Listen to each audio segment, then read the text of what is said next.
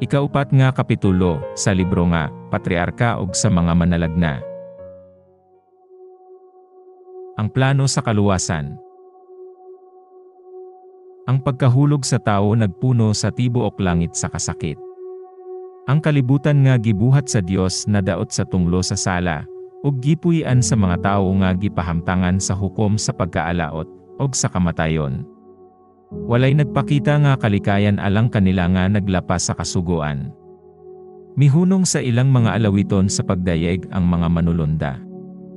Diha sa tibuok nga langit nung mga sawang, diha ang pagbangotan tungod sa kalaglagan nga nahimo sa sala.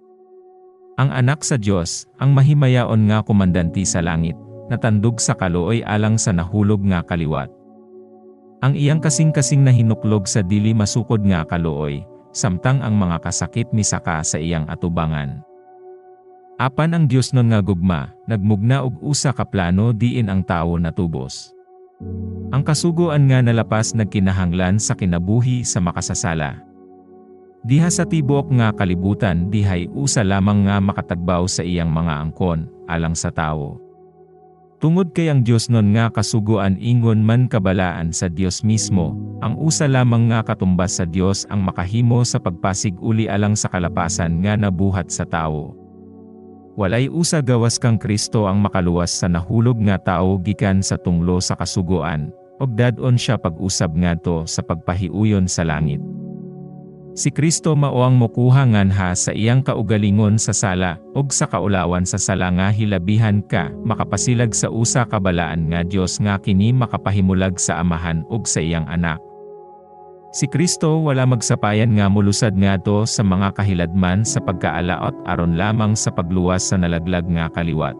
Sa atubangan sa amahan nangamuyo siya alang sa makasasala. Samtang ang panon sa langit naghulat sa sangputanan uban sa usa ka hilabihan nga kaikag nga dili masaysay sa pulong. Nagpadayon og dugay ang misteryoso nga panagsultihay, ang tambag sa pakigdait, Zacarias kapitulo 6, bersikulo 13, alang sa nangahulog nga mga anak sa katawhan. Ang plano sa kaluwasan gipahiluna ng daan sa wala palalanga ang yuta. Kay si Kristo mao, ang kordero nga gipatay sa wala pa ang pagkatukod sa kalibutan, pinadayag kapitulo 13, bersikulo 8, apan bisan paniini kadto maoy usa ka pagpakigbisog bisan uban sa hari sa kalibutan, sa pagtugyan sa iyang anak aron sa pagpakamatay alang sa sad-an nga kaliwat.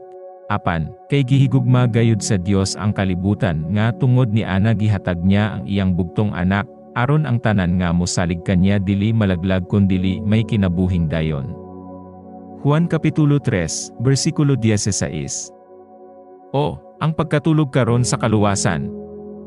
Ang gugma sa Dios alang sa usa ka kalibutan nga wala mahigugma kanya. Kinsa ang makahibalo sa gilad mo ni anang mao nga gugma nga nagsaylo sa kahibalo. Sa tibuok nga mga katuigan nga walay pagkatapos, ang mga hunahuna nga dili mamatay, nga naningkamot sa pagsabot sa tinaguan ni anang dili matungkad nga gugma, mahibulong og magmahal.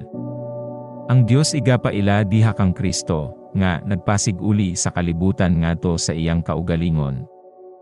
Ikaduhang Korinto kapitulo 5, bersikulo 19. Ang tao hilabihan nga napaubos tungod sa sala, nga dili mahimo alang kanya, diha sa iyang kaugalingon, ang pag-uyon kanya kinsang kinaiya mao ang kaputli og pagkamaayo.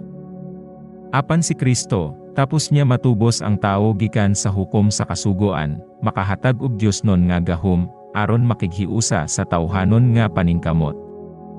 Sa ingon ni ini pinaagi sa paghinulsol ngadto sa Dios og sa pagtuo diha kang Kristo, ang nahulog nga mga anak ni Adan sa makausa pa, mahimong mga anak sa Dios. Unang Juan kapitulo 3, bersikulo 2. Ang plano nga pinaagi ni ini lamang mabatnan ang kaluwasan sa tao nagaapil sa tibuok langit diha sa iyang dili masukod nga sakripisyo. Ang mga manulonda wala mga lipay sa sadihang giablihan ni Kristo diha sa ilang atubangan ang plano sa kaluwasan, kay ilang nakita nga ang kaluwasan sa tao pagabayaran og dili ikasaysay nga kasakit sa ilang hinigugma nga komandanti. Diha sa kasubo og sa kahibolong, sila nagpatalinghog sa iyang mga pulong samtang iyang gisultihan sila sa paagi nga, siya man na og gikan sa kaputli og kalinaw sa langit, sa iyang kalipay og himaya, og walay kamatayon nga kinabuhi, og makasinati sa pagkaubos sa yuta, og moantos sa mga kasub-anan, sa kaulawan, og sa kamatayon niini. Siya ang magatindog sa tunga sa makasasala, og sa silot sa sala, apan bisan pa niini pipila lamang ang modawat kanya ingon nga anak sa Dios. Iyang pagabiyaan ang iyang mahabog nga katungdanan ingon nga harianon sa langit, og mutungha sa ibabaw sa yuta, og magpaubos sa iyang kaugalingon ingon nga usa ka tawo, og pinaagi sa iyang kaugalingon nga eksperyensya mahimong makasinati sa mga kagul-anan og sa mga panulay nga maoy pagaantuson sa tawo. Kining tanan gikinahanglan aron siya makahimo sa pagtabang kanila nga pagapanulayon. Hebreyuhanon Kapitulo 2, versikulo 18.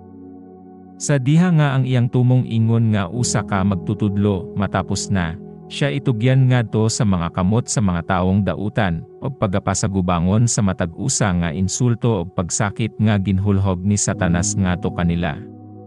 Kinahanglan siya mamatay sa labing mabangis sa mga kamatayon, og pagabayawon sa kinatung-an sa mga kalangitan og sa yuta ingon nga usa ka sad-an nga makasasala. Kinahanglan siya moagi sa taas nga mga taknas sa paghingutas, nga hilabihan ka makalilisang nga ang mga manulonda dili makaako sa pagsudong niini, apan magatabon sa ilang mga nawonggikan niini nga talan-awon. Kinahanglan siya magaantus sa kasakit sa kalag, ang pagtago sa nawong sa iyang amahan, samtang ang sala sa paglapas ang gibug-aton sa mga sala sa tibok nga kalibutan nagadat-og kanya. Ang mga manulonda mihapa sa ilang kaugalingon diha sa tiilan sa ilang komandante, og nagtanyag nga sila ang mahimong halad alang sa tawo. Apan ang kinabuhi sa usa ka manulonda dili makabayad sa utang, siya lamang nga nagbuhat sa tawo ang may gahom sa pagtubos kanya. Apan bisan pa niini ang mga manulonda may bahin nga pagabuhaton diha sa plano sa kaluwasan.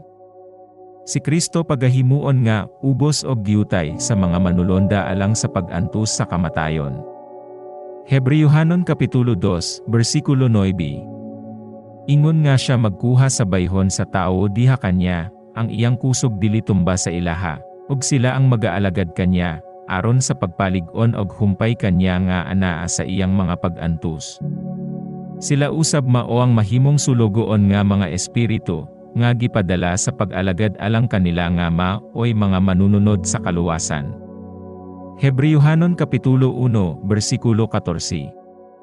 Sila magabantay sa mga sakop sa grasya gikan sa gahom sa dautan nga mga manulonda, o gikan sa kangitngit nga sa walay hunong nga igasabuag ni Satanas sa palibot kanila. Sa diha nga ang mga manulonda magasaksi sa paghingutas og sa pagpakaulaw sa ilang Ginoo, mapuno sila sa kayugot og sa kasilag, og nagtinguha sa pagluwas kanya gikan sa iyang mga mamumuno, apan dili sila pasaluton aron sa pagpugong sa bisan unsa nga ilang pagatan-awon. Kabahin kadto sa plano sa kaluwasan nga si Kristo mag-antus sa pagbugal-bugal og sa pagdagmal sa dautan nga mga tawo, ug miuyon siya ning tanan sa diha nga siya nahimong manunubos sa tawo. Gipasaligan ni Kristo ang mga manulonda, nga pinaagi sa iyang kamatayon iyang malukat ang daghan, og magalaglag kanya nga may gahom sa kamatayon. Iyang bawion ang ginharian nga nawala sa tawo pinaagi sa paglapas, og ang mga linuwas mao ang manunod ni ini uban kanya, og magpuyo sa sulod ni ini hangtod sa walay katapusan. Niining panahon mawagtang na ang sala og ang mga makasasala, nga sa hangtod dili na makatugaw sa kalinaw sa langit o sa yuta. Iyang giagda ang panon sa mga manulonda nga magpahiuyon sa plano nga gidawat sa iyang amahan, og nalipay nga pinaagi sa iyang kamatayon, ang tawo nga nahulog mapasig uli ngadto sa Dios. Unya ang kalipay nga dili ikasaysay, nagpuno sa langit. Ang himaya og ang kabulahanan sa usa ka kalibutan nga natubos, nakalabaw bisan sa panghingutas og sa sakripisyo sa prinsipi sa kinabuhi. Lahos sa langitnong mga sawang naglanog ang unang mga tunada ni adtong alawiton nga milanog sa ibabaw sa kabungturan sa Bethlehem nga nagaingon himaya sa Dios sa kalangitan, og sa yuta panagdait sa mga tawo nga iyang gikahimutan. Lucas Kapitulo 2, versikulo 14. Uban sa usa ka halalom pa nga kasadya karon kay diha sa kadasig sa bag-o nga kabuhatan, nagkadungan pag-awit ang mga bituon sa kabuntagon, og ang tanang mga anak sa Dios nagkaduyog sa pagsinggit sa kalipay. Hub Kapitulo 38, versikulo 7. Ngadto sa tawo ang unang pagpasabot sa kaluwasan gikasulti diha sa hukom nga gipakanaog ngadto kang Satanas diha sa tanaman. Si Jehova nagpahayag sa pag-ingon, ibutang ko ang panagkaaway sa taliwala mo og sa babaye, og sa taliwala sa imong kaliwat og sa iyang kaliwat, siya magasamad sa imong ulo, og ikaw magasamad sa iyang tikod. Henesis Kapitulo 3, versikulo 15. Bantay, sa kining teksto og sa pipila ka ubang kinutlo sa Biblia, gigamit sa kining libroha ang pulong Jehova, imbis sa Ginoo, sama sa gipahayag sa American Supplement sa Revised Version. Kining mao nga hukom nga gilitok nga nadungog sa atong unang mga ginikanan, alang kanila maoy usa ka saad. Samtang kini nagatug-an nga daan sa gubat tali sa tawo og si Satanas, kini nagmantala nga sa katapusan, ang gahom sa dakong kaaway mabuntog. Nagtindog nga daw mga kriminal si Adan, og si Eva diha sa atubangan sa matarong nga maghuhukom, naghulat sa hukom nga nahiaguman sa paglapas, apan sa wala pa nila madungog ang mahitungod sa kinabuhi sa paghago, og sa kasub-anan nga maoy mahimo nilang bahin sa kinabuhi, o mahitungod sa dekreto nga kinahanglan sila mopauli sa abog sa yuta, ilang napatalinghugan ang mga pulong nga dili mapakyas sa paghatag kanila og paglaom. Bisan sila magantus gikan sa gahom sa ilang kusganon nga kaaway, makapaabot sila sa unahan ngadto sa katapusan nga kadaugan. Sa pagkadungog ni Satanas adunay pagdinumtanay nga relasyon tali kanya ug sa babaye, ug tali sa iyang kaliwat ug sa iyang kaliwat. Nasayran niya nga ang iyang buhat sa pagdaot sa tawhanon nga kinaiya masanta, nga pinaagi sa ubang mga paagi ang tao makahimo sa pagsukol sa iyang gahom. Apan samtang ang plano sa kaluwasan gibukhad sa labi pa ka hingpit, si Satanas uban sa iyang mga manulunda na lipay, nga ingon nga milampo siya sa pagkahulog sa tao, mahimo niya ang pagpatiurok sa anak sa Dios gikan sa iyang hataas nga katungdanan. Nagpahayag siya nga hangtod karon ang iyang plano nagmalampuson dinhi sa yuta, ug nga kung si Kristo magkuha na sa kinaya sa tao, siya usab tingali madaog, og sa ingon niini ang kaluwasan sa nahulog nga kaliwat tingali mapugngan. Giablihan pag-ayo sa langitnong mga manulonda ngadto sa atong unang mga ginikanan ang plano nga nalaraw alang sa ilang kaluwasan. Gipasaligan si Adan ug ang iyang kauban nga bisan pa sa ilang dako nga sala, sila dili pagabiyaan ngadto sa paggahom ni Satanas. Ang anak sa Dios nagtanyag sa pagbayad, pinaagi sa iyang kaugalingon nga kinabuhi sa ilang kalapasan. Ang usa ka panahon sa pagpaniid igatugyan kanila, og pinaagi sa paghinulsol, og sa pagtuo diha kang Kristo, mahibalik pa sila sa pagkamahimong mga anak sa Dios. Ang sakripisyo nga gipangayo tungod sa ilang kalapasan, nagpadayag ngadto kang Adan ug kang Eva sa kabalaan sa kinaiya sa kasugoan sa Dios, og ilang nakita, ingon sa wala nila makita kanyadto, ang kahimtang sa sala, ug ang makahahadlok nga sangputanan niini. Sa ilang pagbasul, og sa kasubo, naghangyo sila nga ang silot dili idat og diha kanya kang kinsang gugmama o ang tuburan sa tanan nilang kalipay, hinuon diha kini ipakanaog kanila og sa ilang mga kaliwatan. Gisultihan sila nga tungod kay ang kasugoan ni Jehova mauman ang patukuranan sa iyang gobyerno sa langit, og ingon man sa ibabaw sa yuta, bisan ang kinabuhi sa usa ka manulonda dili madawat ingon nga usa ka halad alang sa kalapasan niini. Walay usa sa mga sugo niini ang mawagtang, o mailisdan aron sa pagpahiuyon sa tao diha sa iyang nahulog nga kahimtang, apan ang anak sa Dios nga maoy nagbuhat sa tao, makahimo og usa ka pagpasig uli alang kanya. Maingon nga ang paglapas ni Adan nagdala og pagkaalaot og kamatayon, ang sakripisyo ni Kristo magdala og kinabuhi nga walay kamatayon. Dili lamang ang tao kundi hasta ang yuta nga tungod sa sala na ilalom sa gahom sa dautan, og kini igapasig uli pinaagi sa plano sa kaluwasan. Diha sa paglalang niya, si Adan gibutang diha sa ginsakupan ibabaw sa yuta. Apan pinaagi sa pagtugyan ngadto sa panulay, siya nadala sa ilalom sa gahom ni Satanas. Ang tao ulipon man sa bisan, unsa nga makabuntog kanya. Ikaduhang Pedro Kapitulo 2, versikulo 19. Sa diha nga ang tao nahimong bihag ni Satanas, ang dominyo nga iyang gikuptan, gibalhin nga to sa nagbuntog kanya. Sa ingon ni ini si Satanas nahimong Diyos ni ining kalibutana. Ikaduhang Korinto, Kapitulo 4, versikulo 4. Iyang giagaw ang maong dominyo sa ibabaw sa yuta nga sa sinugdan na hatag nga to kang Adan. Apan si Kristo, pinaagi sa iyang sakripisyo nga nagbayad sa silot sa sala, dili lamang maglukat sa tao, kundili magbawi sa dominyo nga iyang gipildi. Ang tanan nga nawala sa unang Adan igapahiuli sa ikaduha nga Adan. Ang manalagna nag-ingon, o tore sa panon, ang bungtod sa anak nga babaye sa Syon, anha kanimo moabot ka na, o, ang unang dominyo. Mikias Kapitulo 4, versikulo 8. Og si Apostol Pablo nagtudlo sa unahan nga nag-ingon, hangtud nga makapanag-iya na kita ni ini.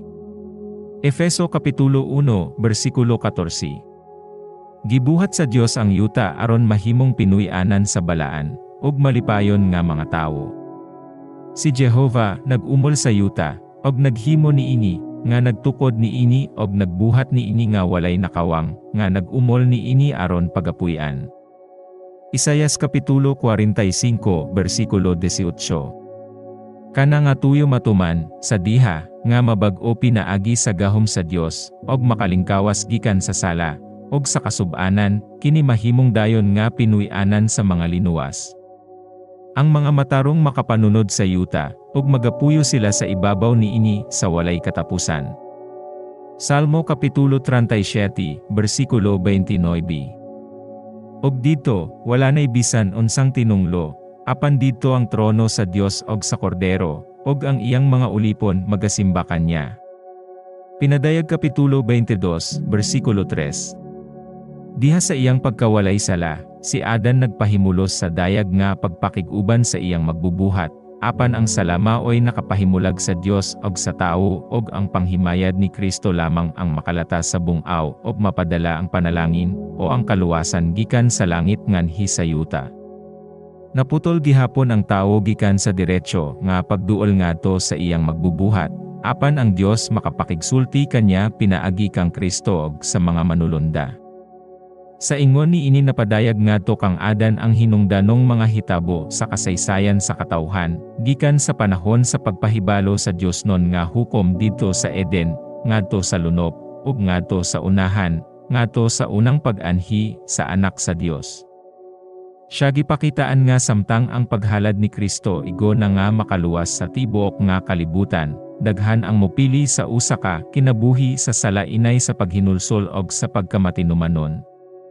Ang salaod motubo latas sa nagsunod-sunod nga mga kaliwatan, og ang tunglo sa sala magapahiluna sa ibabaw sa tawhanon nga kaliwat nga magadugang ang pagpabugat, diha sa mga kamananapan, ug ibabaw sa yuta. Ang mga adlaw sa tao pagapahamove-on pinaagi sa iyang kaugalingon nga rumbo sa sala, siya magaanam og kunhod sa katas-on sa lawas, og sa paglahutay, og diha sa gahom sa pamatasan, og sa pangutok, hangtud mapuno ang kalibutan sa kaalaot sa tanang matang. Tungod sa pagpatuyang diha sa kagustuhan, og sa halalom nga pagbati, ang katawhan dili na makasarang sa pagsabot sa dagkong mga kamatuoran sa plano sa kaluwasan. Apan bisan pa ni ana si Kristo, nga nagmatinud-anon sa katuyoan nga tungod ni ini, iyang gibiyaan ang langit, magpadayon sa iyang kaikag diha sa katawhan, og sa gihapon nag-agda kanila sa pagtago sa ilang kaluyahon, og mga kakulangon diha kanya. Mosangkap siya sa mga kinahanglanon sa tanang moduol nganha kanya diha sa pagtuo, og kanunay adunay pipila nga motipig sa kahibalo mahitungod sa Dios, og magpabilin nga walay buling taliwala sa nagapasulabi nga pagkadautan. Ang sakripisyo nga mga halad gitudlo sa Dios aron alang sa tao mahimong usa ka walay hunong nga pahinumdom, ug usa ka mahinulsulon nga pag-ila sa iyang sala, ug usa ka pagsugid mahitungod sa iyang pagtuo diha sa gisaad nga manunubos. Gilaraw sila sa pagmatngon diha sa nahulog nga kaliwat sa solemni nga kamatuoran nga ang hinungdan sa kamatayon mao ang sala. Alang kang Adan, ang paghalad sa unang sakripisyo maoy labing masakit nga seremonya. Tingali, gibayaw ang iyang kamot sa pagkuha sa kinabuhi, nga ang Dios lamang ang makahatag. Mao kadto ang unang higayon, nga siya nakasaksi og kamatayon, og siya nasayod nga kung siya nagmatinumanon pa lamang ngadto sa Dios, wala untay kamatayon sa tawo o sa mananap. Samtang iyang gipatay ang inosente nga biktima, mikurog siya sa pagpamalandong nga ang iyang sala, maoy magpaagas sa dugo sa walay mansa nga kordero sa Dios. Kining mao nga talan-awon, naghatag kanya og usa ka lalom pa og labaw pa ka tataw nga pagbati sa kadako sa iyang kalapasan, nga walay makabayad sa silot gawas sa kamatayon sa minahal nga anak sa Dios. Og nahibulong siya sa dili matungkad nga pagkamaayo, nga maghatag sa maong lukat aron sa pagluwas sa may sala. Ang usa ka bituon sa paglaom ang nagsidlak sa mangitngit, og makalilisang nga umalabot, og nagpahigawas ni ini sa iyang tuman nga kalaglagan.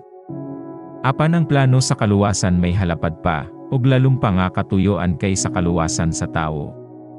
Dili tungod lamang ni ini nga si Kristo mayanhi sa yuta, dili igo lamang nga ang mga pumupuyo nining diutay nga kalibutan, magtagad sa kasugoan sa Dios sa ingon nga pagtagad, kundili, ang pagpanghimatuod sa kinaiya sa Dios diha sa atubangan sa kalibutan.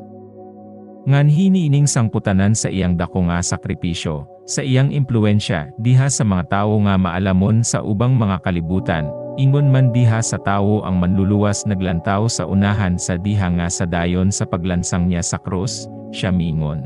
Ug karon mauna ang paghukom ni ining kalibutana, karon palagputon na ang punoan ni ining kalibutana. Ug ako, kung igabayaw na ako, gikan sa yuta, magakabig sa tanang tawo, nganhikan ako. Juan Kapitulo 12, versikulo 31 ug 32. Ang buhat ni Kristo sa pagpakamatay alang sa kaluwasan sa tao, dili lamang maghimo sa langit nga masulod sa katawhan, apan sa atubangan sa tibuok kalibutan, kini maghatag og katarungan sa Dios ug sa iyang anak, diha sa ilang pagdumala sa pagsukol ni Satanas. Kini magatukod sa pagkawalay pagkatapos sa kasugoan sa Dios, ug magpadayag sa kinaya, og sa mga sangputanan sa sala. Gikan pa sa sinugdan, ang dakong away diha masentro sa kasugoan sa Dios. Naninguha si Satanas sa pagmatuod nga ang Dios dili matarong, nga ang iyang kasugoan may sayop, og nga alang sa kaayohan sa kalibutan, kini nagkinahanglan nga pag-aalisdan. Diha sa pag-atake sa kasugoan sa Dios, nagtumong siya sa pagbuntog sa tag-iya niini. Diha sa ginaawayan, igapakita kong ang Dios nun nga mga kabalauran may mga sayop ba, ug kinahanglan nga pag-aalisdan, o hingpit ba og dili mausab. Sa diha nga gipagawa si Satanas gikan sa langit, naniguro siya sa paghimo sa yuta nga iyang ginharian. Sa diha nga iyang gipanulay, og nabuntog si Adan og si Eva, naghunahuna siya nga na iya na ang kalibutan, tungod kay, matud pa niya, ilang gipili ako ingon nga ilang magmamando. Nag-ingon si Satanas. Giangkon niya nga dili mahimo nga paghahatagan og pasaylo ang makasasala, og tungod ni ini ang kaliwat nga nahulog iyang mga sakop pinasubay sa balaod, og ang kalibutan iyana. Apan gihatag sa Dios ang iyang minahal nga anak, ang usa nga katumbas sa iyang kaugalingon nga magsagubang sa silot sa kalapasan, og sa ingon ni ini naghatag siya og agianan nga sila, mahiuli ngadto sa iyang kaluoy, og madala pagbalik ngadto sa ilang puloy-anan sa Eden. Misagubang si Kristo sa pagtubo sa tawo, og sa pagluwas sa kalibutan gikan sa kamot ni Satanas. Ang dakong away nga gisugdan didto sa langit, pagahukman din higayod nga kalibutana, sa mao nga dapit nga giangkon ni Satanas nga iya. Kadto maoy katingalahan sa tibuok kalibutan, nga si Kristo nagpaubos sa iyang kaugalingon aron sa pagluwas sa tawo nga nahulog. Nga siya nga nakalabay gikan sa usa ka bituon ngadto sa usa, gikan sa usa ka kalibutan ngadto sa usa, nga nagdumala sa tanan, nga pinaagi sa iyang pagbantay, nagasangkap sa mga kinahanglanon sa matag-matang sa binuhat diha sa halapad niya nga kabuhatan, nga siya nag-uyon sa pagbiya sa iyang himaya, ug magsulob sa iyang kaugalingon sa kinaiya nga tawhanon, maoy usa ka misteryo nga gitinguha sa pagsabot sa utokang mga tawo nga walay sala, sa ubang mga kalibutan. Sa pag-anhi ni Kristo sa atong kalibutan, diha sa dagway nga tawhanon, naikag kaayo ang tanan sa pagsunod kanya, samtang siya naglatas, sa mataglakang sa dalan nga naumog sa dugo gikan sa pasungan sa baka, ngadto sa Kalbaryo. Gitiman-an sa langit ang mga pagpakaulaw, og ang mga pagbugal-bugal nga iyang nadawat, og nahibalo nga kadto mga sugyot ni Satanas. Ilang gitiman-an ang buhat sa kontra nga mga ahensya nga nagpadayon, walay hunong si Satanas gaduso sa kangitngit, sa kagulanan, og pag-antus diha sa kaliwat, og si Kristo ang nagsagang niini. Ilang gipanid-an ang gubat tali sa kahayag, og sa kangitngit, samtang kini nag-anam og kapintas. Og samtang si Kristo, diha sa iyang himalatyon nga paghingutas sa ibabaw sa krus, siya misinggit sa pag-ingon, natapos na. Ang usa ka singgit sa kadaugan, mitulimbang ngadto sa nagkalahi-lahi nga kalibutan, og ngadto sa langit mismo. Ang dakong panag-away nga dugay ng giawayan ni ining kalibutana, karon nahukman na, og si Kristo mao ang mananaog. Ang iyang kamatayon maoy nagtubag sa pangutana, kung ang amahan, og ang anak may igoba nga gugma alang sa tao, sa pagpinguha sa pagpugong sa kaugalingon, og sa usa ka espiritu sa pagsakripisyo. Napadayag ni Satanas ang tinuod nga kinaya, niya ingon nga usa ka bakakon og mamumuno. Nakita nga ang mao nga espiritu sa iyang pagdumala sa mga anak sa katawhan nga nailalom sa iyang gahom, iya unta kini nga mapaila kong natugutan pa sa pagmando sa mga binuhat didto sa langit. Sa usa ka tingog, ang maunongon nga kalibutan naghiusa sa pagbayaw sa Dios non nga pagdumala. Kung mahimo pa nga mausab ang kasuguan, ang tao maluwas lamang unta nga wala ang paghalad ni Kristo, apan ang kamatuoran, nga gikinahanglan si Kristo maghatag sa iyang kinabuhi alang sa nahulog nga kaliwat, nagmatuod, nga ang kasuguan sa Dios dili mo palingkawas sa makasasala gikan sa paglapas niini. Napasundayag nga ang bayad gikan sa sala, mao ang kamatayon. Sa pagkamatay ni Kristo, mahimong dili maduha-duhaan ang kalaglagan ni Satanas.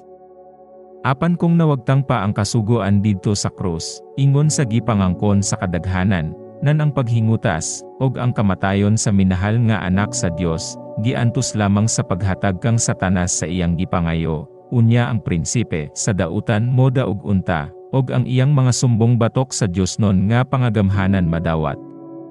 Ang mao, nga ang kamatuoran nga si Kristo maoy nagsagubang sa silot sa kalapasan sa tao, maoy usa ka gamhanan nga pangatarungan ngadto sa tanang mga binuhat, nga ang kasugoan dili mausab, nga ang Dios matarong, maluluyon, og madumilion sa kaugalingon, ug nga ang dili matungkad nga hustisya, ug kalooy, naghiusa diha sa pagdumala sa iyang kagamhanan.